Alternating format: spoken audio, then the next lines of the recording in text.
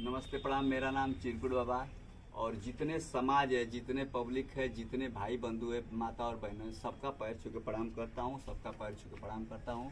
और पहले तो भैया से बहुत बढ़िया डायरेक्टर जी, ये हमारे गाना वाना सब कुछ करेला, बहुत बहुत धन्यवाद। इनके कृपा के हम आधा सुखी ना पूरा सुखी पागल नहीं। और जितना समाज में भैया सब हमारे दोस्त मित्र भाई के साथ में मछली मल रहे थे, के साथ में मछली कट ले, बड़ा धन्यवाद सब बात है भैया की।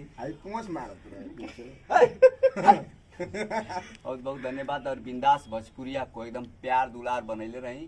काहे बहुत गरीब घर का लड़का बा, अगर आप सब्सक्राइबर कर दे और लाइक कर दे तो शायद से वो लड़का का जीवन बन जाए या 2 पैसा मिल जाए, तो जीवन का भैया के घर का चूल्हा चौकी जल जाए। और ये बड़ी बड़ी धन्यवाद रहे कि ये जरूर सब्सक्राइबर कर दे, लाइक कर दे भैया बिंदास भोजपुरी के। आप लोग के हाथ को जोड़ते हैं, ये गरीब का निवेदन बार बार पैर छू के प्रणाम करती हमारे लिए ना, कम से कम वो लड़का के लिए जिसके लिए चैनल है बिंदास भोजपुरिया, ओकरे खातिर बार प्रणाम बा कि आप भोजपुरिया समाज जितने गरीब है, समाज है कोई भी हो, तो उसको सब्सक्राइबर जरूर करे।